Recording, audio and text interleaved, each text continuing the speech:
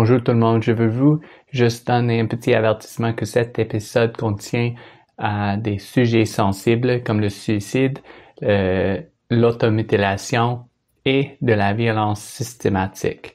Vous trouverez des ressources de soutien en santé mentale bilingue, anglais et français dans la description de la vidéo.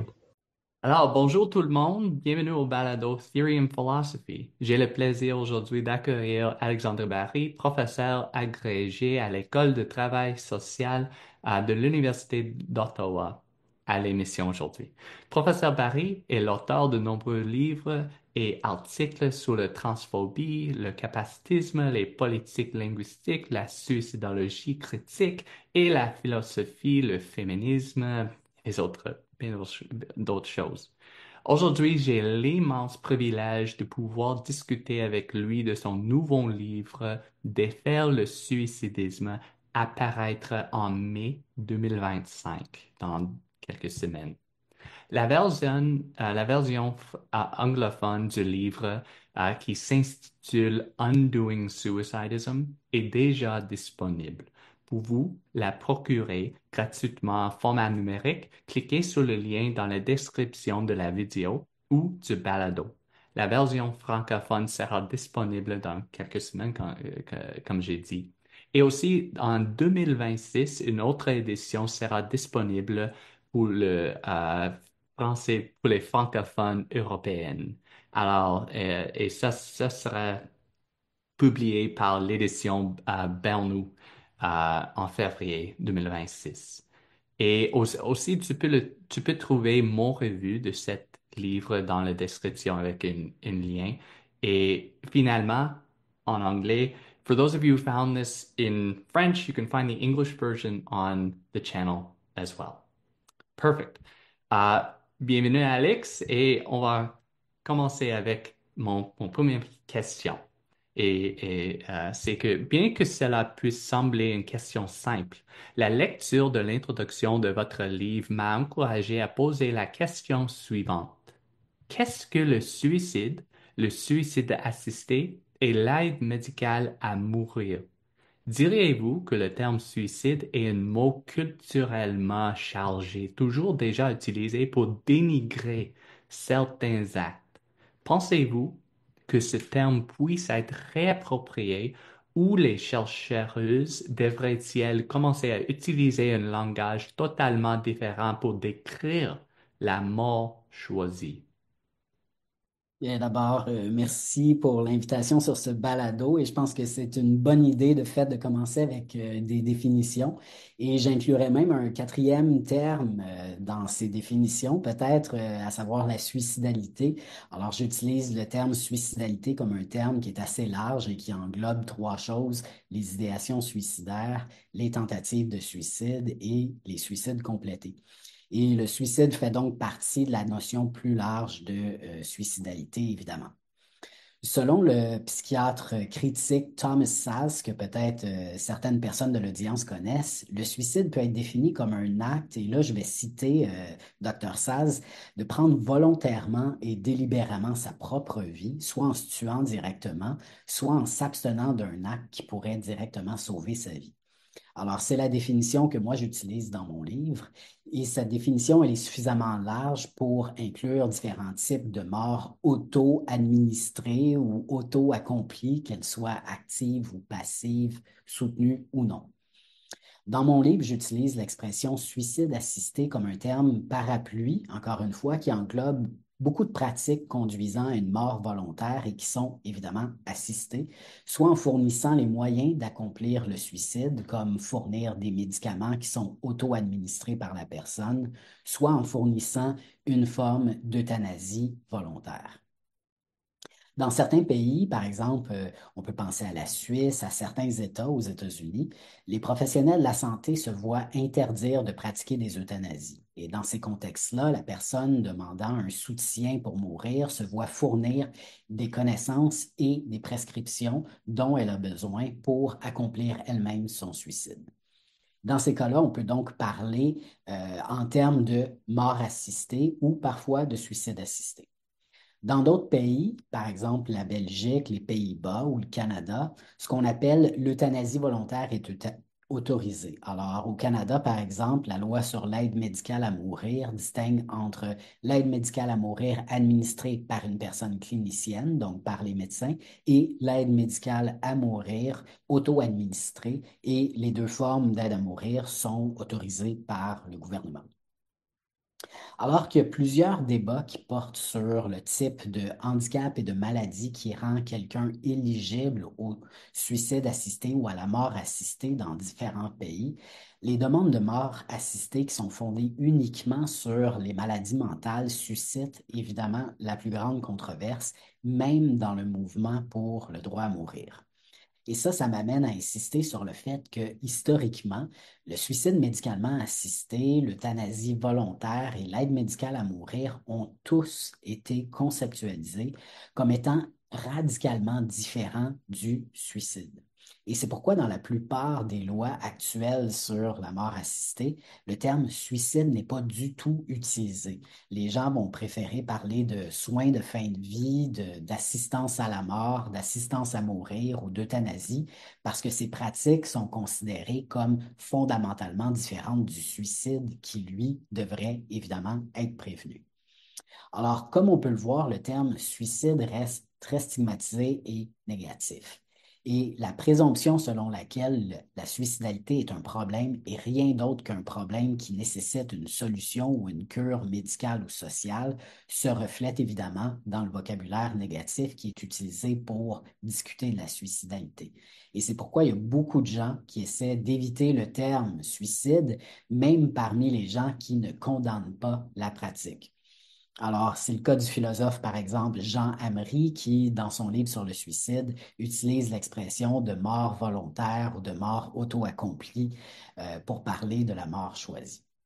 Mais dans mon travail, moi, j'ai décidé de conserver les termes suicide et suicide assisté dans l'esprit des politiques queer et crip qui ont resignifié toutes sortes d'autres mots à connotation négative comme les mots queer et crip en les transformant en vecteurs de positivité et ce sont des termes qui sont devenus fondamentaux finalement dans certains agendas politiques et champs d'études critiques. Et le suicide, c'est un de ces termes-là négatifs qui, j'espère, va voir éventuellement un jour son sens renouvelé, resignifié et qui va perdre ses liens habituels avec la pathologisation, l'aliénation, la stigmatisation, le risque et la surveillance. Non, parfait. Merci pour cette définition-là. Et c'est vrai que ça, c'est un terme où les sujets suicidaires sont les personnes qui sont euh, oppressées par des autres, des forces et des autres choses comme ça. Et ça m'encourage à poser cette question. Qu'est-ce que le suicidisme? Bien que tu sois clair sur le fait que vous, tu ne sais pas si l'opposition au suicidisme se traduira par moins de suicides, comment penses-tu que le suicidisme contribue au suicide?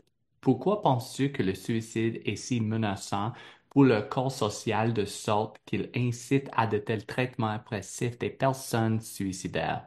Pourrais-tu m'en dire plus sur la façon dont le suicidisme s'enchevêtre avec le capitalisme, le patriarcat, l'hétéronormativité, futurité, le capacitisme, le sanisme et l'agisme? Oui, alors c'est une bonne question, surtout que le terme suicidiste est au cœur du livre. Donc, ça fait référence à un système oppressif qui fonctionne au niveau normatif, médical, social, juridique, politique, économique et épistémique. Un système d'oppression, donc, dans lequel les personnes suicidaires vivent différentes formes d'injustice et de violence, telles que des formes de discrimination, stigmatisation, exclusion, pathologisation et même des formes d'incarcération. Il y a plein d'histoires horribles de personnes suicidaires qui font face à des traitements inhumains après avoir exprimé leurs idéations suicidaires et ce, dans le but de sauver leur vie à tout prix. Alors, ça va de l'hospitalisation forcée à la médication contre son gré, à être menotté et même tué par la police, perdre son emploi, voir les droits parentaux révoqués ou même être expulsé des campus universitaires ou collégiaux. Donc, en raison de ces conséquences suicidistes négatives, les personnes suicidaires restent silencieuses et vont se suicider sans chercher d'aide. Comme je le dis toujours, chaque suicide complété, c'est la preuve que ce qu'on fait actuellement ne fonctionne pas parce que chacune de ces personnes n'a pas appelé à l'aide juste avant de passer à l'acte. Et ces histoires-là montrent que malgré les discours de soutien entourant la suicidalité, les personnes suicidaires qui demandent de l'aide ne trouvent pas du tout le soutien qui est promis. Et pire encore, je soutiens que les services de prévention du suicide font plus de mal que de bien. Dit simplement, et aussi paradoxal que ça puisse sembler, la prévention du suicide augmente le nombre de suicides au lieu de les prévenir. Et ça, c'est particulièrement vrai pour les personnes suicidaires qui sont marginalisées, comme les personnes autochtones, racisées, pauvres, queer, trans, handicapées, neurominorisées ou MAD, ou qui vivent avec des enjeux de santé mentale, pour qui justement les interventions en prévention du suicide vont souvent augmenter la violence raciste, colonialiste, classiste, sexiste, hétérosexiste, cisgenriste, capacitiste et saniste qu'elles vont vivre à chaque jour. Pour vous donner que quelques exemples, les services d'urgence et les corps policiers ne réagiront pas évidemment de la même manière s'ils sont appelés pour une crise suicidaire, si la personne impliquée, c'est une femme blanche qui vit dans un quartier riche ou cossu versus un homme noir qui vit dans un quartier pauvre ou encore une personne autiste qui panique en plein milieu de l'intervention. Donc, en d'autres termes, le suicidisme, comme on le voit dans ces exemples-là, est imbriqué avec des formes de classisme, de capitalisme, de racisme, d'hétérosexisme, de capacitisme et plusieurs autres oppressions. Il y a certaines organisations communautaires comme Trans Lifeline qui travaillent au Canada et aux États-Unis avec les personnes trans et non-binaires en détresse, qui affirment, comme je le fais dans mon travail, que justement les interventions forcées avec les personnes suicidaires intensifient la suicidalité en raison du traitement inhumain et violent qui est infligé aux personnes par la police et les prestataires de soins. Alors, suite à certaines observations qui ont été faites par Trans Lifeline, moi, j'ai identifié dans mon travail une série de conséquences négatives associées justement aux interventions forcées qui affectent la communauté trans, dans le cas de l'exemple dont je vais vous parler dans quelques instants, mais on pourrait faire l'exercice pour plusieurs autres communautés marginalisées, les communautés racisées, autochtones, de personnes neurodivergentes ou autres. Donc, par exemple, les interventions forcées vont souvent dévoiler l'identité de genre des personnes trans à leurs proches et ces formes de dévoilement ou de outing, comme on le dit en anglais, peuvent entraîner un rejet supplémentaire, l'expulsion du domicile et plus de violence. Ces interventions impliquent aussi souvent des frais, par exemple d'ambulance, d'hospitalisation ou autres, pour des personnes qui sont déjà surreprésentées dans les statistiques sur la pauvreté. L'hospitalisation involontaire et les enjeux d'antécédents de santé mentale, en particulier liés à la suicidalité, peuvent nuire à l'accès aux soins de santé transaffirmatifs, soit en retardant ou en bloquant les soins. Les interactions avec le système de santé et les services sociaux, comme on le sait, incluent aussi souvent de la stigmatisation, de la violence et des microagressions pour les personnes trans. Enfin, ces interventions-là vont souvent briser la confiance des personnes qui pourraient potentiellement vouloir appeler une ligne d'écoute, mais qui craignent que les personnes travaillant aux lignes d'écoute déclenchent des interventions non consenties si elles ont un plan concret de suicide. Alors, en d'autres mots, des lignes d'écoute et de crise qui soutiennent des mesures coercitives de prévention du suicide, ce qui est le cas, je rappelle, de 99,9% des lignes d'écoute en Amérique du Nord, ne suscitent pas la confiance chez les personnes suicidaires. Et comme on peut le voir dans l'exemple que j'ai donné chez les personnes trans, le cisgenrisme et le suicidisme fonctionnent de pair et se renforcent. En résumé, plutôt que de trouver le réconfort, le soutien et les soins qu'elles recherchent, il y a beaucoup de personnes marginalisées qui subissent de la discrimination, des microagressions, des traumatismes et même des formes d'incarcération lorsqu'elles cherchent de l'aide, ce qui semble contre-productif et totalement inacceptable. Alors, la thèse que je propose, c'est que les personnes suicidaires sont opprimées par un suicidisme structurel et que cette oppression reste sous-théorisée. Et je pense que c'est important de donner un nom à cette oppression parce que nommer la violence structurelle vécue par un groupe, dans ce cas-là les personnes suicidaires, ça permet de collectiviser et de politiser les expériences communes de violence qu'elles vivent et ça leur permet, comme c'est le cas d'autres groupes marginalisés, de dénoncer l'oppression qu'elles subissent et de cesser de la voir comme un problème individuel à résoudre. Alors, comme je l'explique dans mon livre avec le cadre théorique des injustices épistémiques qui est proposé par Miranda Fricker, ne pas avoir de termes et de concepts pour nommer une oppression constitue une forme d'injustice herméneutique. Alors, l'oppression des personnes suicidaires commence justement par ce manque de concepts et la rareté épistémique entourant le suicidisme, au point de même pas avoir eu jusqu'à récemment de termes pour le dénoncer. Donc, en tant que personne suicidaire, le suicidiste, c'est le mot que je cherchais pendant des années jusqu'à ce que je l'invente autour de 2016. Et la nécessité de ce concept-là est démontrée aussi par beaucoup de messages que j'ai reçus au fil des années de personnes suicidaires qui me disent qu'elles avaient réfléchi, elles avaient vu l'oppression que subissent les personnes suicidaires, mais elles n'avaient pas de terme ou de concept pour la nommer. Et il y a plusieurs personnes suicidaires qui m'ont exprimé leur gratitude pour le fait que mon travail leur a fourni des théories et des concepts qui donnent un sens à leur expérience difficile. Et depuis la publication de mon livre, vous vous en doutez peut-être, ces messages-là se sont multipliés et je crois qu'ils témoignent de ce besoin profond qu'on a de créer plusieurs outils théoriques comme ceux qui sont proposés dans le livre pour aider à combattre justement le suicidisme et ses conséquences négatives sur les personnes suicidaires. Oui, exact. C'est très important à trouver des mots pour expliquer les formes d'oppression et aussi pour considérer les expériences différentes des personnes avec les différentes identités, avec pour les personnes trans, les autres personnes, les personnes autochtones et les autres personnes qui sont marginalisées. Mais pour moi, l'une des choses les plus frappantes dans la manière dont tu as écrit ce livre est ta volonté de confronter une ennemie impossible. Ça veut dire la suprématie de la vie sur la mort.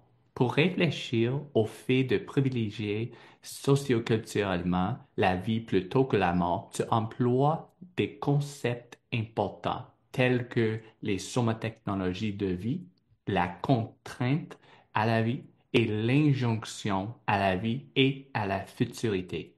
Pourrais-tu nous parler de ces concepts afin d'expliquer notre accent socioculturel sur la vie, contrainte à la vie, et les stratégies utilisées pour normaliser la vie? Ça veut dire les somatechnologies de vie. Oui, effectivement. Alors, le concept de soma technique, ça a été un concept qui a été inventé par Nikki Sullivan, qui désigne l'imbrication du corps ou ce qu'on appelle le soma avec différentes technologies ou des techniques. Alors, soma technique. Et comme je le démontre, les lois, les pratiques, les interventions et les différents discours autour du suicide et du suicide assisté représentent donc des formes de somatechnologie de vie imposées aux sujets suicidaires pour les maintenir en vie à tout prix. Et j'ai créé donc cette expression pour dénoncer la suprématie de la vie sur la mort à laquelle tu fais référence justement dans ta question. Et ces somatechnologies de vie sont présentes dans presque tous les discours et interventions sur le suicide et le suicide assisté. En effet, dans tous ces discours et interventions, les personnes suicidaires doivent rester en vie. Et je soutiens qu'en réduisant au silence les personnes suicidaires qui craignent de subir de la violence suicidiste si elles révèlent leurs idéations suicidaires, ces somatechnologies de vie constituent paradoxalement des somatechnologies de mort parce qu'elles vont produire davantage de détresse et d'idéations suicidaires. Le concept de l'injonction à la vie et à la futurité que je propose, c'est un concept central dans mon travail depuis une dizaine d'années et je me suis inspiré de deux autrices, Anne Svetkovich et Zoré Bayatrizi, Et bien qu'aucune de ces auteurs-là ait proposé spécifiquement la notion d'injonction à la vie et à la futurité, Cvetkovic discute des impératifs moraux de rester en vie dans son livre Depression et Beatrizi mentionne l'idée d'une sentence de vie dans le titre de son livre. Et dans mon livre, donc, j'explique comment cette injonction à la vie et à la futurité fait partie d'un système normatif plus large, c'est-à-dire la contrainte à la vie ou compulsory aliveness en anglais, auquel tu fais référence dans ta question. L'injonction à la vie et à la futurité vise donc à imposer la vie et un avenir à chaque personne, sauf à celles qui sont, selon les normes dominantes, agistes, capacitistes, sanistes et capitalistes, ces personnes qui sont considérées comme justement improductives, comme des fardeaux dans notre économie néolibérale. Donc, si vous êtes jeune, physiquement en santé et spécifiquement si vous tentez de vous suicider, bien, les interventions déployées vont tenter de vous sauver, même contre votre gré et contre votre consentement. Concernant le concept de contrainte à la vie que je propose, je me suis inspiré de la notion de contrainte à l'hétérosexualité qui a été théorisée dans les années 80 par Adrienne Rich et les notions de contrainte à la validité et à la sanité théorisées en études du handicap, Cripp et MAD par des auteurs et autrices comme Robert McRuer et Alison Kiefer. Je soutiens que la contrainte à la vie représente la composante normative du suicidisme et inclut différentes injonctions, incluant ce que j'ai appelé l'injonction à la vie et à la futurité. Donc, la contrainte à la vie en tant que dispositif, là, dans un sens foucaldien, fonctionne à travers une large gamme d'outils et de mécanismes ou ce qu'on a appelé justement des somatechnologies, comme les lois, les régulations, les attitudes et les discours. Et elle se traduit par ce que j'appelle le script suicidiste préventionniste, qui représente la réponse dominante finalement à la suicidalité et qui pourrait être résumé dans la phrase suivante, le suicide n'est jamais une option pour les personnes suicidaires. En tant que système d'intelligibilité dominant, la contrainte à la vie masque sa propre historicité et ses mécanismes de fonctionnement, ce qui donne à la vie un caractère apparemment stable et naturel. Mais cette stabilité et cette naturalité découlent de déclarations performatives sur le désir de vivre. Donc, en mobilisant la thèse de Judith Butler sur le genre comme performatif, moi, je vois le désir de vivre comme étant performatif. Parce que les institutions, les pratiques, les politiques sociales, les lois, les interventions, les théories, les discours façonnent le désir de vivre et vont le présenter de manière similaire à la façon dont on présente parfois le genre dans les discours dominants comme si c'était un désir naturel, stable, immuable, alors qu'en réalité, ça résulte de normes, de discours, de pressions et de pratiques qui restent complètement invisibles dans un régime suicidiste. Mais inversement, le désir de mourir, lui, est vu comme anormal et pathologique, peu importe qu'on attribue cette pathologie à l'individu ou à des structures sociopolitiques. Alors, dans l'esprit de Sarah Ahmed qui questionne la présomption selon laquelle le bonheur est nécessairement une bonne chose pour tout le monde, moi, je me demande quel type de nouvelles relations à la suicidalité et aux personnes suicidaires pourrait émerger si on abandonnait l'injonction à la vie et à la futurité et suspendions notre adhésion à la contrainte à la vie. Comme Ahmed le fait au regard du bonheur, je m'intéresse aux effets de la présence de la contrainte à la vie sur les groupes marginalisés, y compris les personnes suicidaires. Et c'est important de le faire parce que l'injonction à la vie et à la futurité, tout comme l'injonction au bonheur, comme le dit Ahmed, est utilisée pour justifier l'oppression des groupes les plus marginalisés. Alors, dans mon travail, je pose la question suivante. Qu'est-ce que ça signifie dans ce contexte-là, non seulement d'avoir un devoir de bonheur, mais aussi un devoir de vie, mis en œuvre à travers un éventail de mécanismes et d'institutions carcérales au nom du prendre soin de l'autre et d'une idéologie curative? La contrainte à la vie et son injonction à la vie et à la futurité se matérialisent à travers ce que j'appelle dans le livre la violence de la prévention du suicide.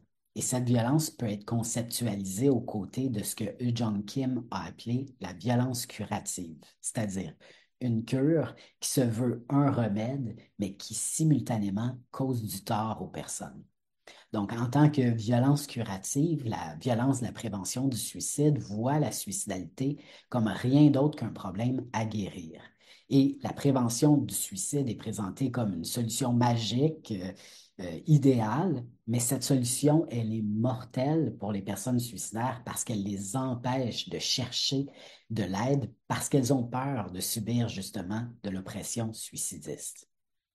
La prévention du suicide refuse de laisser quelconque place à la suicidalité dans la vie des personnes suicidaires et justifie donc la violence physique, matérielle et épistémique envers les personnes suicidaires au nom de leur guérison. Bref, bien qu'il semble que nos sociétés se soucient des personnes suicidaires et aient plein de compassion pour elles, moi, ce que je révèle, c'est qu'à travers un script préventionniste, on exerce dans les faits une violence systémique, la discrimination et une pathologisation envers les personnes suicidaires. Et le script préventionniste, qui est alimenté par le suicidisme et la contrainte à la vie, nous force à adopter une approche irresponsable envers les personnes suicidaires. Oui, je suis d'accord et j'aime référence à Judith Butler parce que ça explique comment le suicidisme est devenu normal et alors difficile à identifier et à changer. Mais aussi, Undoing Suicidism, défaire le suicidisme, c'est plus qu'une intervention académique sur le suicide. C'est aussi un témoignage auto-ethnographique des dommages causés par le suicidisme. En tant comme homme trans, mad ou vivant avec des enjeux de santé mentale, handicapé et suicidaire, comment tes propres expériences du suicidisme ont-elles éclairé ta perspective et t'ont-elles encouragé à écrire ce livre? Oui, effectivement, mes expériences de violence suicidiste ont nourri mon travail qui utilise de façon générale l'auto-ethnographie et l'autothéorie pour théoriser toutes sortes d'oppressions, dont le suicidisme. Et j'ai d'ailleurs proposé dans mon travail le premier manifeste suicidaire il y a quelques années qui s'est retrouvé dans l'introduction du livre.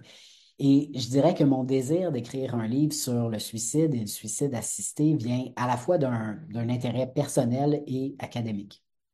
Alors, sur le plan personnel, je suis une personne suicidaire depuis l'âge de 12 ans. J'en parle dans l'introduction du livre, justement.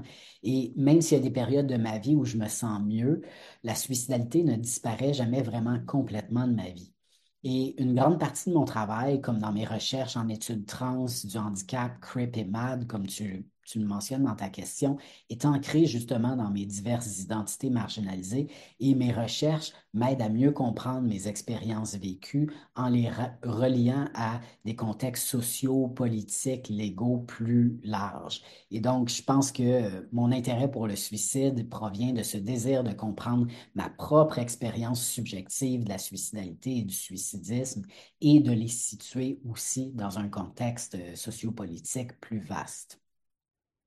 En termes d'intérêt académique, mon parcours universitaire a été motivé par une volonté de comprendre comment différents mouvements sociaux et leurs domaines d'études reproduisent souvent, malgré eux, malgré leurs meilleures intentions, des formes de marginalisation, de discrimination et d'oppression envers certaines personnes.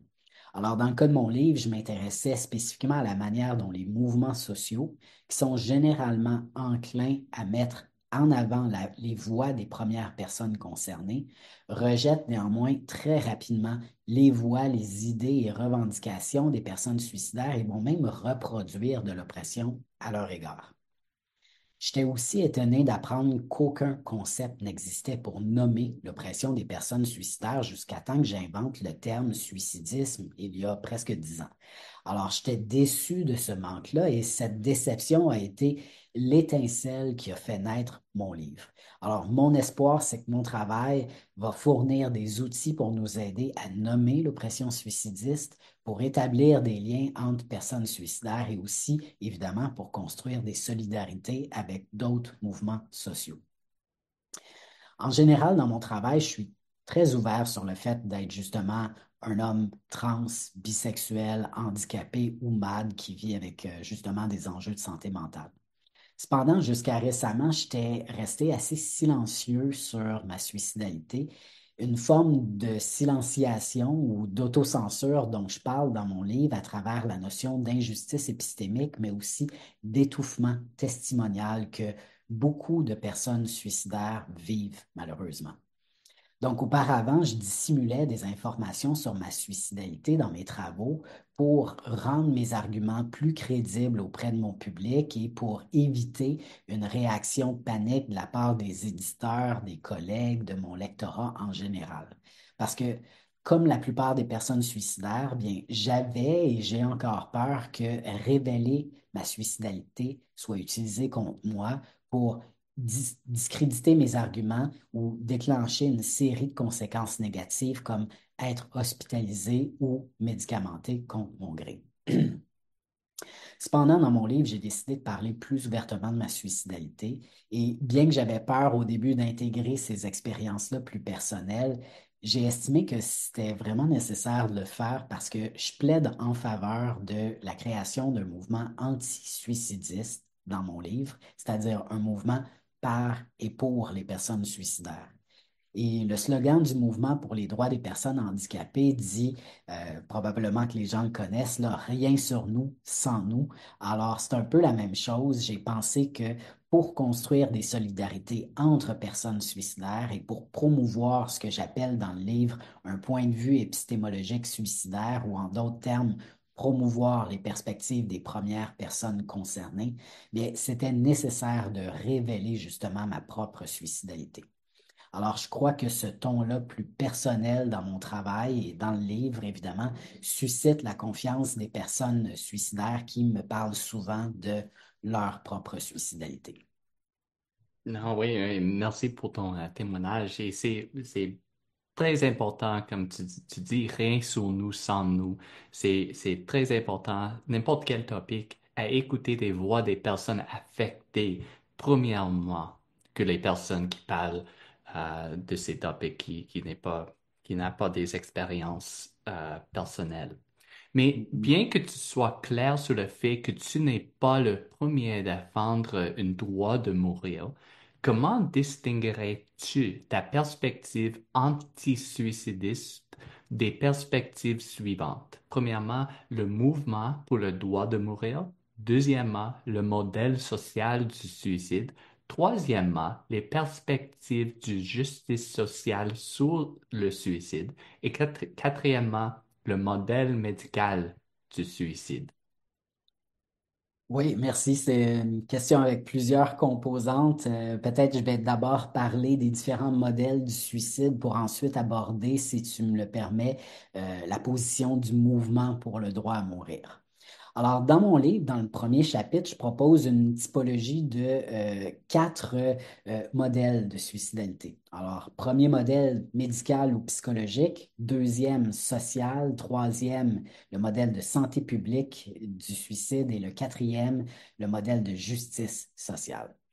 Alors, le premier modèle, qu'on appelle médical ou psychologique, se concentre non seulement sur les pathologies physiologiques, mais aussi sur ce qu'on pourrait appeler les pathologies de l'esprit, donc tout ce qui concerne les enjeux de santé mentale ou émotionnelle.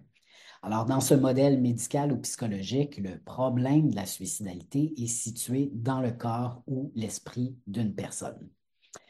Le deuxième modèle, lui, influencé par le travail des sociologues, c'est le modèle social du suicide et au lieu de situer le problème de la suicidalité uniquement ou principalement dans l'individu, ce modèle va identifier la société et ses dysfonctionnements comme étant les responsables. Le modèle social cherche à identifier des tendances entre la suicidalité et des facteurs sociaux comme les crises économiques, des guerres, les valeurs sociales, les relations familiales, les identités marginalisées et les représentations culturelles pour évidemment essayer de comprendre et prévenir la suicidalité. Troisièmement, entre ces deux modèles dont on vient de parler se retrouve le modèle de santé publique qui est aussi connu sous le nom de modèle biopsychosocial de la suicidalité. Et ce modèle-là repose sur des approches épidémiologiques de la santé et va privilégier la recherche fondée sur les données probantes et des données statistiques également. Ce modèle fait donc le lien entre des approches dites plus individualistes et sociales pour promouvoir la santé de la population. C'est un modèle qui est très populaire, je dirais même prédominant présentement, qui est adopté par plusieurs personnes professionnelles de la santé et c'est le modèle qui guide actuellement les stratégies internationales en matière de prévention du suicide. Quatrièmement, on retrouve le modèle de la justice sociale du suicide qui a été proposé par des suicidologues critiques au cours des 10 dernières années. Donc, en opposition à une approche plutôt psychocentrique et individualiste de la suicidalité, ce quatrième modèle se concentre sur des facteurs sociaux, culturels et politiques systémiques qui influencent la suicidalité. Le modèle de la justice sociale va au-delà du modèle social et du modèle de la santé publique en prenant non seulement en compte les facteurs environnementaux et sociaux qui vont avoir des impacts sur la suicidalité, mais aussi en étant politiquement engagé envers la justice sociale. Et ça, c'est le seul modèle qui le fait. Ce que je montre dans mon travail, c'est que malgré leurs différences, ces quatre modèles-là arrivent tous à la même conclusion, c'est-à-dire que le suicide n'est pas une option pour les personnes suicidaires.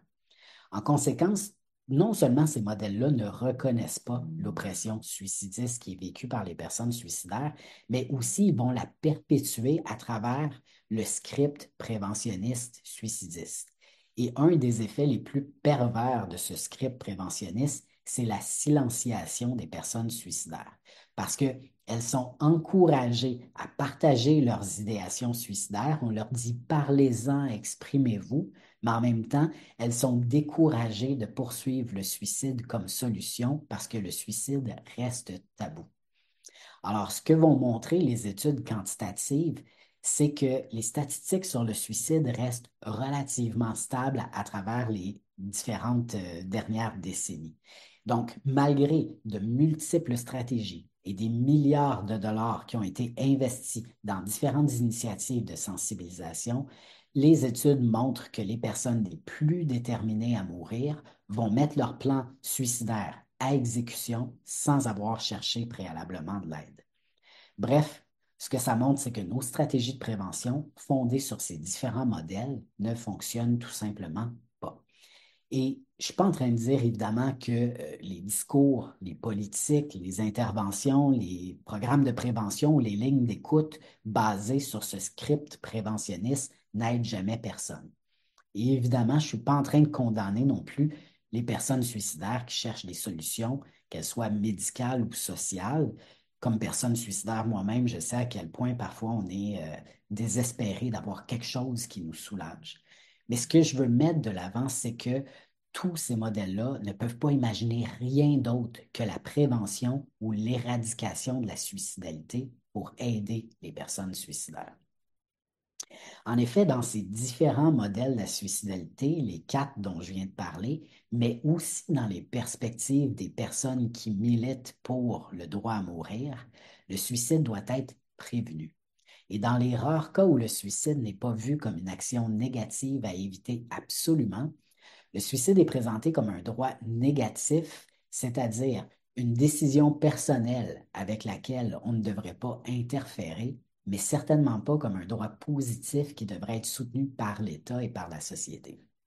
Alors, les personnes qui, elles, sont en faveur d'un droit positif de mourir vont limiter ce droit exclusivement au contexte de la mort assistée dans le cadre du handicap, de la maladie, de l'invalidité ou encore de la vieillesse. Mais revendiquer ce genre de droit à la mort dans des circonstances spécifiques, c'est vraiment différent de revendiquer un droit positif au suicide assisté pour les personnes suicidaires comme moi je le fais dans mon livre. Alors, dans mon modèle anti-suicidiste et queer crip du suicide, je propose que le suicide devienne un droit positif. Et c'est ce qui rend mon cadre théorique et mon approche si unique parce que, en consultant plus de 2000 sources en écrivant mon livre, je n'ai jamais trouvé jusqu'à présent, à ma connaissance, quelqu'un qui ait proposé ce que je suggère dans mon travail, c'est-à-dire faire offrir un soutien explicite au suicide assisté pour les personnes suicidaires. Donc, le suicide en tant que droit positif impliquerait justement un soutien aux personnes suicidaires dans leur quête de la mort par le biais du suicide assisté. Et je soutiens que, aussi surprenant que ça puisse paraître, permettre le suicide assisté pour les personnes suicidaires pourrait être une des façons justement de rétablir la confiance et la communication avec ces personnes et de briser le silence qu'elles vivent et donc peut-être même de diminuer les statistiques sur le suicide. Et c'est important de mentionner que mon modèle du suicide et du suicide assisté vise à compléter et non pas à remplacer les luttes contre les différentes oppressions systémiques qui influencent la suicidalité chez les groupes marginalisés. Alors, si tu veux, je pourrais élaborer un peu plus tard sur mon approche affirmative justement du suicide. Oui, j'espère que oui. Et c'est très important à observer que toutes les autres perspectives sont guidées par l'idée que le suicide, c'est inacceptable. Et c'est Exact. pour cette raison et des autres raisons que ton perspective, c'est très important et aussi nécessaire. Mais comment le suicidisme amène-t-il des réactions différentes au regard des personnes handicapées physiques et des personnes handicapées mentales ou vivant avec des enjeux de santé mentale? Pourquoi les premières sont-elles les premières, les personnes handicapées physiquement, sont-elles souvent plus susceptibles d'être considérées pour une mort assistée que les dernières, les personnes avec les enjeux de santé mentale? Les questions pointent effectivement dans la bonne direction parce que le suicidisme, justement, façonne les réponses qu'on apporte à différentes personnes qui souhaitent mourir. Il existe certaines formes de mort et de suicide qui, justement, sont légitimées et d'autres qui sont délégitimées. Et l'exceptionnalisme concernant la suicidalité des personnes handicapées et malades comparé à celles qui sont considérées comme valides, en santé et saines d'esprit, a structuré justement l'opposition binaire entre le suicide et la mort assistée. Et cet exceptionnalisme a longtemps été critiqué par les personnes activistes et chercheuses en matière de handicap, qui vont nous dire qu'il existe des doubles standards. Parce que lorsqu'une personne valide et en bonne santé exprime un désir de mourir, bien, elle est caractérisée comme suicidaire et elle est ciblée par les interventions en prévention du suicide. Mais lorsque cette personne est malade ou handicapée, bien, son désir de mourir est reformulé comme rationnel et elle se voit soutenue dans son désir. Alors moi, j'ai argumenté dans mon travail qu'il existe une ontologie du suicide assisté, c'est-à-dire ce qu'est le suicide assisté et ses fondements dans des formes justement de capacitisme et de sanisme et sa fondation dans le rejet systémique de la qualité de vie des personnes handicapées et malades. Alors, cette ontologie crée justement deux classes de sujets suicidaires, en considérant les personnes handicapées et malades comme des sujets légitimes qui devraient être soutenus et aidés dans leur désir de mourir, et les personnes suicidaires comme des sujets illégitimes qui devraient être maintenus en vie, souvent à tout prix. Alors, les personnes qui vivent avec une maladie mentale occupent un espace un peu liminaire ou flou dans les pratiques actuelles autour de la mort assistée parce que dans certains contextes nationaux, elles sont incluses dans la grande catégorie des personnes handicapées et malades qui peuvent accéder à la mort assistée, tandis que dans d'autres contextes, leur présumée irrationalité et leur maladie mentale sont utilisées comme prétexte pour leur refuser justement l'accès à la mort assistée. Dans mon livre, je montre comment le suicidisme est donc fortement lié au capacitisme et au sanisme, c'est-à-dire l'oppression des personnes qui vivent des enjeux de santé mentale.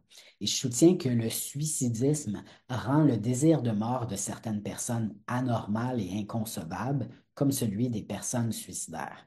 Mais en revanche, on légitime la mort assistée pour des personnes qui sont considérées comme entre guillemets, improductives et indésirables dans nos sociétés, basées sur les normes dominantes comme les personnes justement handicapées, malades ou vieillissantes.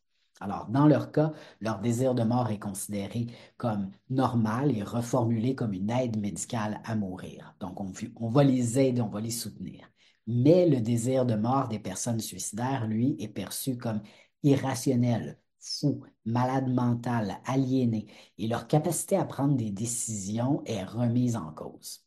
Autrement dit, donc, d'un point de vue capacitiste, saniste, agiste et même capitaliste, les personnes qui sont vues comme des fardeaux, entre guillemets, dans notre société, sont soutenues dans leur désir de mourir, tandis que les personnes suicidaires, qui sont perçues comme ayant potentiellement un avenir productif, celles qu'on pourrait réintégrer à l'économie néolibérale, sont exclues de ces lois et forcées de rester en vie. Alors, mon travail pose la question suivante.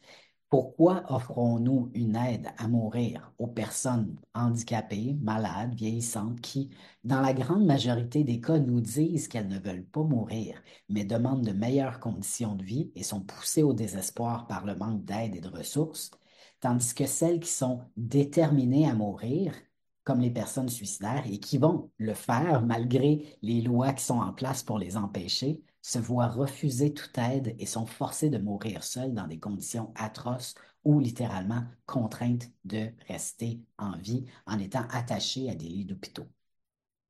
Alors, pour revenir à ta question, je pense que c'est important de mentionner que dans tous les contextes nationaux qui autorisent certaines formes de mort assistée, y compris pour les personnes pour qui la maladie mentale est la seule condition de leur demande, les personnes suicidaires sont exclues totalement. Seules les personnes physiquement et parfois mentalement malades peuvent accéder à ces procédures et ces lois vont préciser qu'aucune personne suicidaire ne devrait être soutenue dans son désir de mourir. Et bien que j'ai mentionné plus tôt la possibilité d'offrir un suicide assisté aux personnes suicidaires, je veux préciser que mon approche est radicalement différente de celle qui consiste à offrir une aide médicale à mourir pour les personnes dont la maladie mentale est la seule condition de leur demande. En fait, dans mon travail, à la suite des personnes activistes et chercheuses en matière de handicap et à la suite d'auteurs qui travaillent dans des perspectives abolitionnistes, je dénonce, à vrai dire, le capacitisme et le sanisme liés aux formes actuelles de mort assistée qui sont disponibles et je plaide plutôt pour l'abolition de ces lois qui sont fondamentalement violentes et discriminatoires et qui autorisent la mort assistée uniquement pour des populations dites spéciales, entre guillemets, sur la base de normes dominantes de qui devrait vivre et qui devrait mourir. Moi, ce que je voudrais voir, c'est plutôt la création de nouvelles lois et politiques entourant le suicide assisté pour tous les adultes qui ont un désir stable de mourir, y compris les personnes suicidaires. Autrement dit, et c'est là que mon approche est très différente, ce n'est pas fondé sur, dans le cas de mon approche, sur un diagnostic de maladie physique, mentale ou un diagnostic de handicap comme critère pour autoriser le suicide assisté, comme c'est le cas présentement avec la mort assistée dans différents contextes légaux. Je dirais également que l'ontologie du suicide assisté a contribué à la hiérarchisation des vraies et des fausses raisons de se suicider, ce qui a conduit à l'autorisation des premières et à la prévention des secondes. Parce que, comme ça a été historiquement le cas pour les identités trans, la centralité d'un diagnostic qui est attesté par des professionnels de la santé est cruciale pour justifier une procédure comme la transition. Comme pour les personnes trans, donc, qui, je pense, à mon avis, devraient être autorisées à effectuer leur transition, quelle que soit leur motivation, je soutiens qu'il y a beaucoup de raisons qui sous-tendent le désir de mourir chez les gens et que toutes ces raisons-là sont valables. Et le complexe médico-industriel ne devrait pas déterminer quelles raisons justifient les transitions, y compris la transition de la vie à la mort. Cependant, la pression pour se conformer à ce récit médical dominant sur la mort assistée est tellement puissante que même dans le discours des activistes pour le droit à mourir, la possibilité de justifier la mort assistée en dehors du script dominant du handicap, de la maladie mentale ou de la vieillesse semble complètement absente. Bref, tout comme les personnes trans sont forcées de formuler leurs besoins de transition en utilisant un script qu'on pourrait dire cisnormatif, Les personnes suicidaires sont forcées de formuler leur désir de mourir en utilisant un script ontologique qui est capacitiste, saniste, âgiste et suicidiste, dans lequel le handicap, la maladie et la souffrance doivent être mis de l'avant, la rationalité et la sanité doivent être démontrées et la suicidalité, évidemment, doit être rejetée comme étant irrationnelle.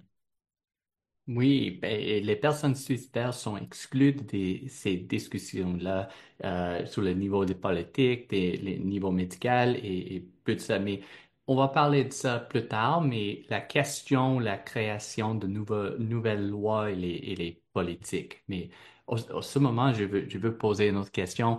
Tout au long du livre, tu discutes des liens entre la vie et la rationalité.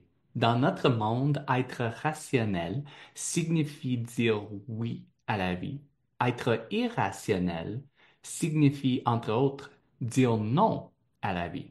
Cela pose une barrière fondamentale pour les personnes vivant avec des enjeux de santé mentale qui cherchent une aide pour mourir.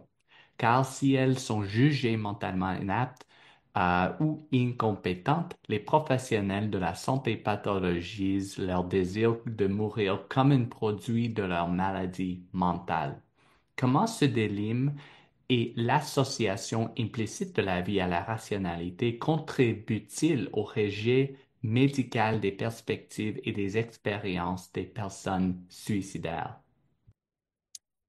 C'est une bonne question. Alors, comme je l'ai mentionné plus tôt, les personnes suicidaires ou celles qui disent non à la vie, pour reprendre tes mots, sont considérées en fonction de leur suicidalité justement comme irrationnelles, folles ou aliénées, socialement, politiquement. Alors, du point de vue préventionniste, une personne saine d'esprit devrait toujours vouloir vivre et ne jamais vouloir mourir, quelles que soient d'ailleurs les difficultés qu'elle traverserait dans sa vie.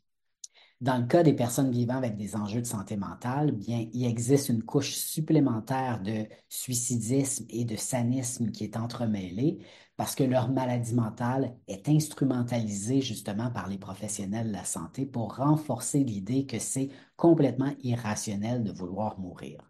Alors, leurs enjeux de santé mentale sont vus comme responsables de leurs idéations suicidaires, les laissant dans une situation un peu sans issue en ce qui concerne justement la mort assistée parce que leur capacité décisionnelle est remise en question et cette capacité décisionnelle est au cœur des procédures de mort assistée. Comme le soulignent des autoristes en MAD Studies, les personnes ayant des enjeux de santé mentale sont souvent perçues justement comme irrationnelles et incompétentes pour prendre des décisions importantes dans leur vie. Leurs enjeux de santé mentale qui sont perçus ou réels sont utilisés pour nier leur crédibilité et leur légitimité à exprimer leurs souhaits. Et donc, dans des régimes capacitistes, sanistes et cogniticistes, la conception de la compétence mentale, de la capacité décisionnelle et de l'autonomie est biaisée justement sur la base de normes cognonormatives, pardonnez-moi, et des perceptions très étroites de ce que constitue un sujet dit autonome, rationnel et capable cognitivement.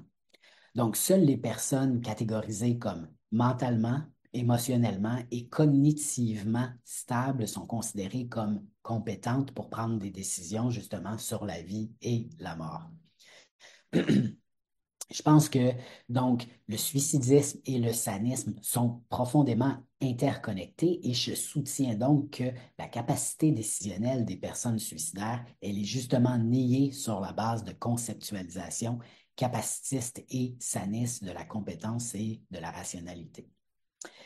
La capacité mentale est aussi un des éléments qui rend la question de l'accès à la mort assistée pour les personnes qui vivent avec des enjeux de santé mentale aussi controversée, comme c'est le cas présentement dans le contexte canadien.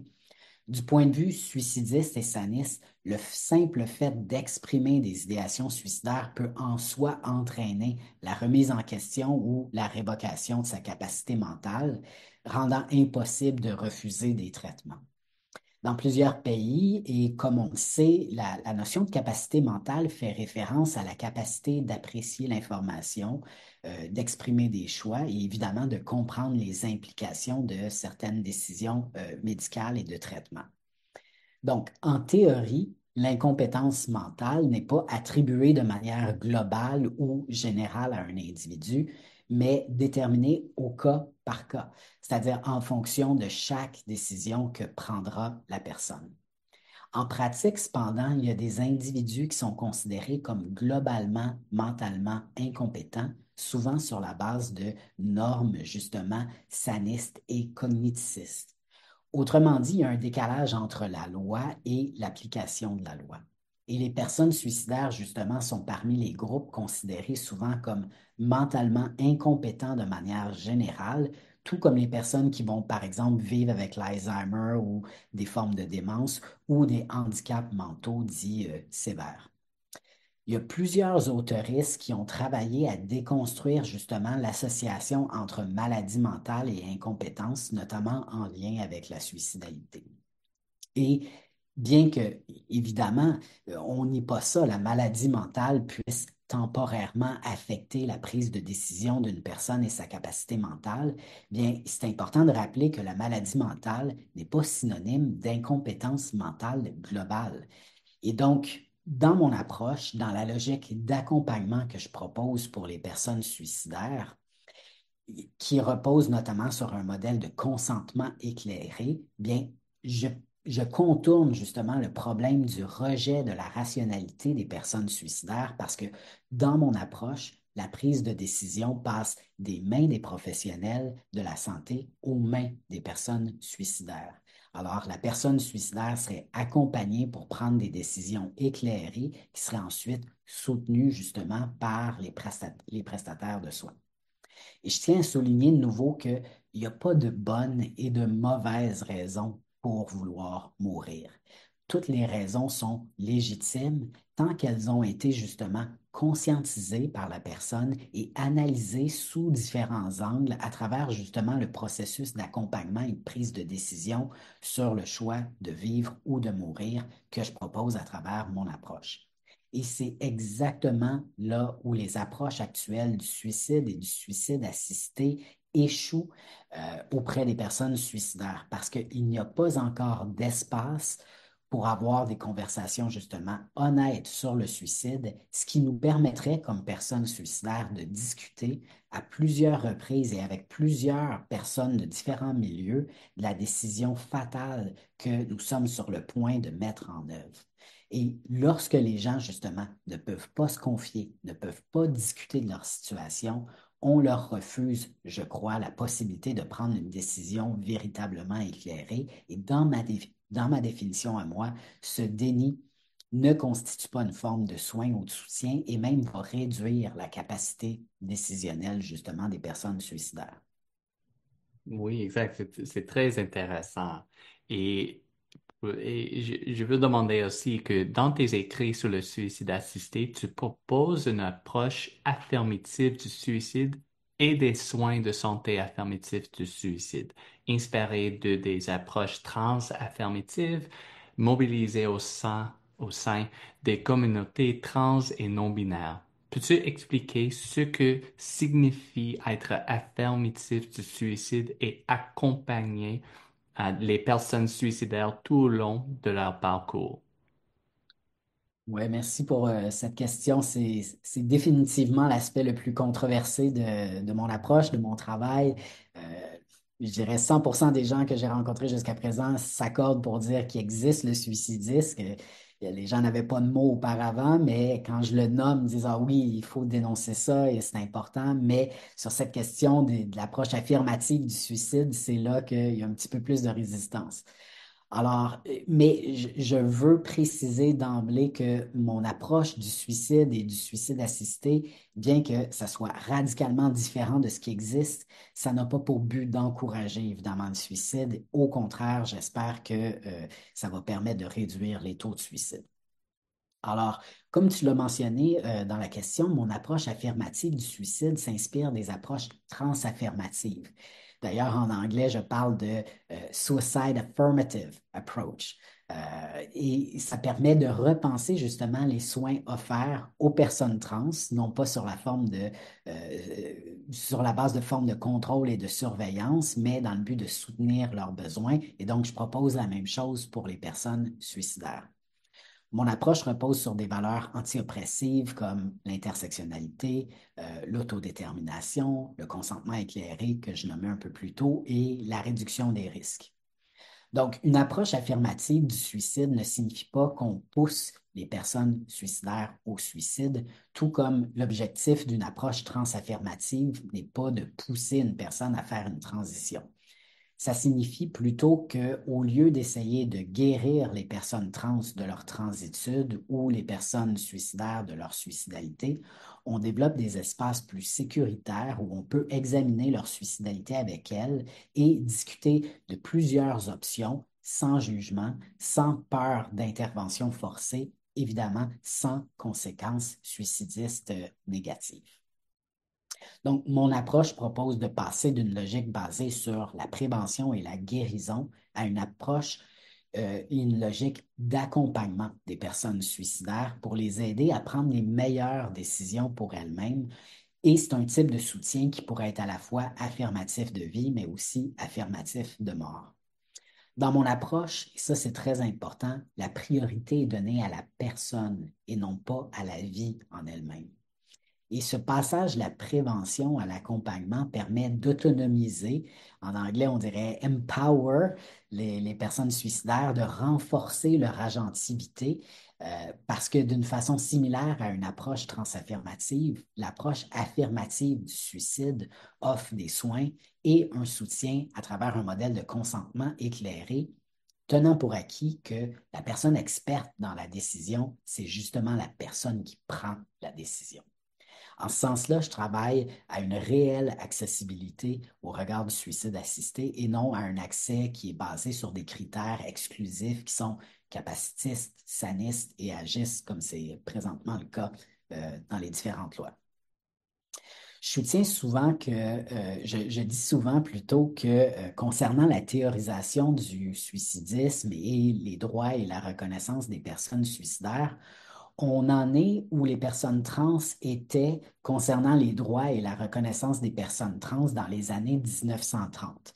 Bon, là, avec tout ce qui se passe à l'échelle internationale, avec la montée du fascisme et des régimes autoritaires, on voit une régression dans les droits trans, mais bon, tout ça pour dire que en ce qui concerne les personnes suicidaires présentement, tout doit être imaginé, théorisé et transformé, un peu comme c'était le cas pour les personnes trans lorsque la transition n'était même pas une option finalement dans nos sociétés. Mon travail constitue donc un premier pas dans cette direction et ça nous permet d'ouvrir nos cœurs et nos imaginaires pour envisager le suicide et le suicide assisté sous un angle différent et du point de vue justement des personnes suicidaires. Mon modèle Queer Crip du suicide et du suicide assisté est donc conçu pour ouvrir nos imaginaires sur ce à quoi pourraient ressembler nos discours et nos pratiques et interventions si on commençait à penser le suicide et le suicide assisté dans un cadre anti-suicidiste, intersectionnel et de justice transformative. Et mon hypothèse, et ça c'est très très important dans mon travail, c'est qu'une approche affirmative du suicide, malgré cette plus grande accessibilité au suicide assisté, pourrait en réalité sauver plus de vies que les stratégies actuelles de prévention. Pourquoi, plus se demandent plusieurs personnes, c'est que plutôt que d'être contraintes de mourir dans le secret et dans le silence, en complétant leur suicide sans avoir parlé à personne par peur justement de vivre de l'oppression suicidiste, les personnes suicidaires, dans mon approche non stigmatisante, auraient la possibilité de parler librement et de bénéficier d'un processus d'accompagnement pour parvenir à une décision éclairée concernant leur désir de vivre ou de mourir. Et beaucoup de personnes suicidaires m'ont écrit pour me dire qu'elles sont complètement d'accord avec mon approche. Et je crois sincèrement que mon approche a le potentiel de réduire les taux de suicidalité, particulièrement chez les groupes marginalisés, justement en ouvrant des canaux de communication avec des personnes qui ont actuellement trop peur de demander de l'aide avant de compléter leur suicide. Et même pour la petite minorité de personnes qui décideraient de recourir au suicide assisté, mon approche vise à leur offrir une mort qui serait moins solitaire, moins violente et aussi un processus relationnel entourant leur mort qui serait aussi moins traumatisant pour la famille et les proches que les suicides actuellement complétés. Donc, l'approche que j'ai en tête ouvre non seulement un espace où le suicide assisté pourrait avoir lieu, mais aussi un espace où discuter ouvertement et avec sensibilité de ce que ça signifie vivre avec un désir de mourir. Et dans ce sens-là, ce que je propose, c'est une éthique du vivre avec les personnes suicidaires. Oui, et c'est pour ces raisons qu'on a besoin de trouver ou à créer des approches affirmatives du suicide, pas des approches d'interdiction ou prévention, parce que ça n'aide pas. Euh, et j'ai aussi des questions à propos de la langage, spécifiquement de la traduction. Si Hmm. tu as le temps, je veux poser cette question. Tu as d'abord fait le choix de publier ton livre en anglais puis de le traduire en français. Pourrais-tu nous dire ce qui a motivé ton choix? Oui, il y a beaucoup de raisons qui m'ont poussé à faire ce choix-là. Alors, dans mon travail, il y a une dizaine d'années, j'avais proposé le néologisme anglo-normativité, anglo-normativity en anglais, et je l'avais d'ailleurs paradoxalement et de façon intéressante proposé dans des textes en anglais d'abord, pour problématiser le fait que notre monde, qu'il s'agisse du monde social, culturel, politique, économique et académique, dans ce monde-là, la langue anglaise prédomine et est davantage valorisée et constitue donc la norme à partir de laquelle les autres langues sont jugées, voire dévaluées. Et cette anglo-normativité se retrouve évidemment dans le milieu de l'édition. Alors, s'il y a plusieurs revues scientifiques et des éditeurs francophones qui acceptent de publier des traductions françaises de livres et de textes qui ont le potentiel d'intéresser leur lectorat francophone, bien l'inverse n'est pas du tout vrai. De fait, les revues, les éditeurs anglophones refusent quasi systématiquement de publier des textes qui ne sont pas dits originaux et inédits et ne publient donc aucune traduction ou quelques-unes, très rarement. Et habituellement, c'est lié à la notoriété d'un ouvrage ou d'une personne. Par exemple, si vous êtes Michel Foucault ou une autre superstar du milieu intellectuel. Alors, je savais que si je publiais mon livre d'abord en français, je réduirais mes chances de le voir un jour publié en anglais. Bref, à moins d'avoir un succès comme Michel Foucault, il n'aurait jamais été publié en anglais. Donc, il y a aussi une logique similaire qui a guidé le choix d'un éditeur américain plutôt que canadien parce que alors que justement une des plus importantes maisons d'édition canadiennes m'avait offert un contrat en même temps que Temple University Press qui a publié mon livre aux États-Unis, ben justement j'avais opté pour un plus petit éditeur américain, notamment parce que je savais que la planète entière lit ce qui provient des États-Unis, mais l'inverse n'est pas nécessairement vrai. Ce qui est publié au Canada est malheureusement souvent dédaigné par les milieux américains et ailleurs dans le monde et ne connaît pas malheureusement la même reconnaissance et diffusion internationale.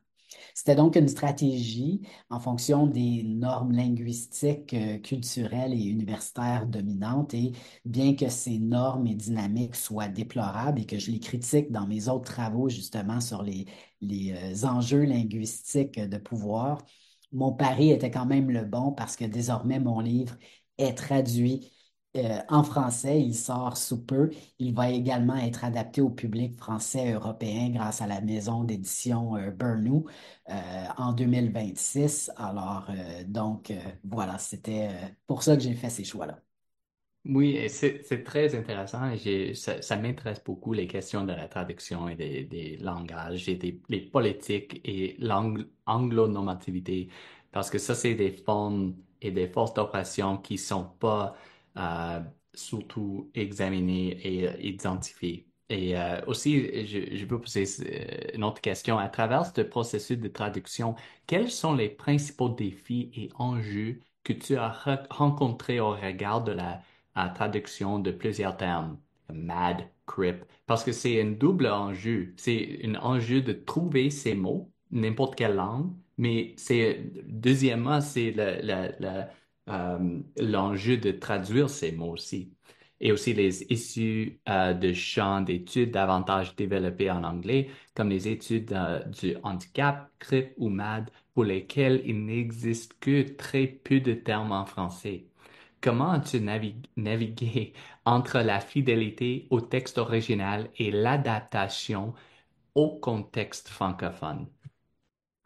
Oui, ça a été, merci beaucoup pour cette question. Ça a été toute une aventure, ce processus de traduction, et je dirais, comme tu le soulignes, qu'il existe des enjeux de traduction pour des termes déjà existants comme MAD et CRIP, etc., mais aussi pour des néologismes que j'ai créés en anglais, comme la notion justement de compulsory aliveness, qui est au cœur de mon livre. Alors, et ça amène des défis différents, c'est-à-dire que pour les termes existants, il s'agit de savoir qu'est-ce qui a été proposé par le passé et de se demander, bon, est-ce que, il s'agit de bonnes traductions? Est-ce que d'autres traductions devraient être proposées? Est-ce qu'on devrait simplement franciser certains de ces termes-là, comme on le fait, par exemple, en français avec le terme queer, qu'on utilise comme si c'était un terme français dans les textes en français, et on n'a pas trouvé d'équivalent en français.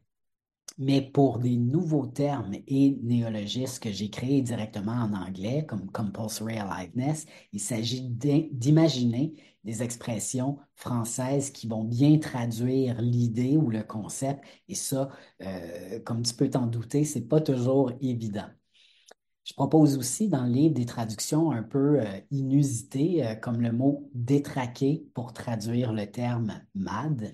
Alors, en français, le terme MAD est soit utilisé tel quel en italique en français pour signaler justement son origine anglophone, ou soit a été traduit par fou, folle, comme dans le cas d'une personne MAD, qu'on dirait que c'est une personne folle, ou encore par le terme de folie, comme dans le cas des études MAD, quand on parle des études sur la folie. Mais c'est pas une expression qui a été très popularisée dans la francophonie et la notion de folie, justement, reste très attachée à sa connotation négative. Alors, j'ai eu l'idée de proposer quelque chose d'autre que le terme folie ou fou, folle pour traduire mad dans le livre. Et l'idée est venue vraiment comme naturellement au cours d'une conversation avec Pierre-Luc Turcotte et Isabelle Perrault, que je remercie d'ailleurs. Là, ça a été intéressant de s'orienter vers d'autres termes, justement, le terme détraqué, en ayant cette conversation spontanée.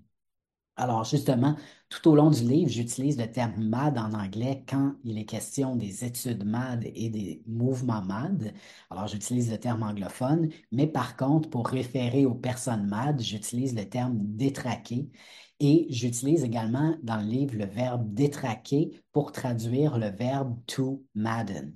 Alors, le terme détraqué a été retenu parce que de la même façon que les termes queer et crip, bien qu'ils comportent a priori une charge très négative et péjorative, il a aussi un fort potentiel de resignification positive.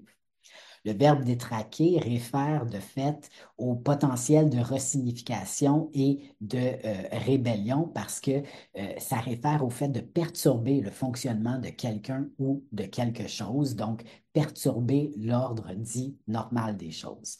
Donc, détraquer, ça traduit bien l'essence même du verbe to madden, qui, justement, en anglais, signifie perturber et déranger le fonctionnement habituel des sociétés sanisses. Et donc, la personne détraquée, par extension, c'est celle qui se réclame positivement de sa folie, de son détraquement, de son déraillement selon des normes sanisses. Alors, la traduction détraquée permet aussi de jouer avec les mots à l'oral grâce à des expressions bilingues composées du terme anglais track, parce qu'on utilise souvent au Québec, en français, l'expression être sur la bonne ou être sur la mauvaise track. Alors, la personne détraquée, justement, c'est celle qui refuse la bonne track, c'est-à-dire la voie qui a été tracée pour elle selon les normes dominantes. Alors, je pense que le livre offre un bel équilibre entre justement conserver certains termes anglophones qui sont quasi intraduisibles en français, comme crip, et proposer de nouvelles traductions d'autres termes. Puis, je pense qu'on va voir au fil des années si l'expression détraquée et d'autres propositions qui sont faites dans le livre seront mobilisés ou non par les cercles activistes et universitaires. Et je pense que ça sera très intéressant de fait de voir comment dans le futur différentes communautés linguistiques, culturelles et sociales vont s'engager dans un dialogue avec mes propositions et également s'engager dans des critiques ou des processus d'adaptation de mon travail sur le suicidisme qui est encore évidemment à ses tout débuts. Oui, c'est très intéressant. La question de la traduction et non-traduction. Quel mot tu gardes dans la langage et quel mot tu essaies à traduire pour un autre contexte et comment ça marche, comment ça fonctionne aussi. C'est très intéressant. Et j'ai juste une autre question, si tu as le temps. Je veux le poser juste une dernière, une finale question. Comment penses-tu que la réception de ton livre dans le contexte francophone pourrait être différente à comparer de celle dans le contexte anglophone? Et penses-tu qu'il y aura des éléments qui résonneront différemment dans cet autre contexte socio-culturel? Bien, je pense qu'effectivement, il y a un clivage entre finalement des contextes francophones et des contextes anglophones et qu'il y aura potentiellement une réception différente dans les deux communautés linguistiques qui va être très diversifiée, très variée. Euh, et tout ça, évidemment, est très lié à des enjeux linguistiques, mais c'est également lié justement à des enjeux sociaux, politiques, culturels, économiques, épistémiques, etc.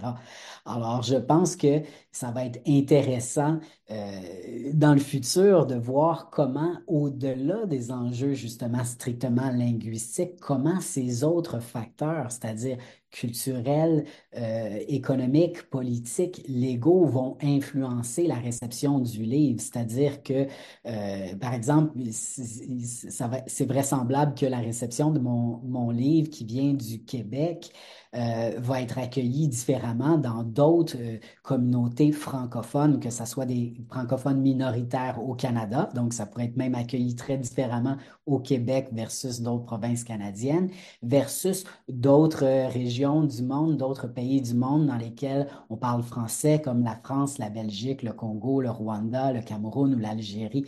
Alors, et la même chose, justement, s'applique à la question de l'anglophonie, c'est-à-dire que, donc, je pense que c'est intéressant de réfléchir à cette question-là de au-delà du clivage anglophone, francophone, c'est de penser à travers tous les contextes dans lesquels finalement le livre risque de recevoir une différente réception. Alors l'avenir nous le dira, je pense. Bon, ça c'était très intéressant. Alex, merci beaucoup pour nous joindre pour parler de son nouveau livre qu'on peut trouver dans quelques semaines en français et en 2026 avec l'édition Burnout en février 2026. Et maintenant, je veux juste dire encore que tu peux te trouver l'édition anglophone en anglais dans la description avec le lien. C'est gratuit. Euh, et oui, c'est mon plaisir. Je veux dire juste une autre fois, merci beaucoup, Alex, pour être ici et expliquer Merci beaucoup. ton nouveau livre. Merci énormément.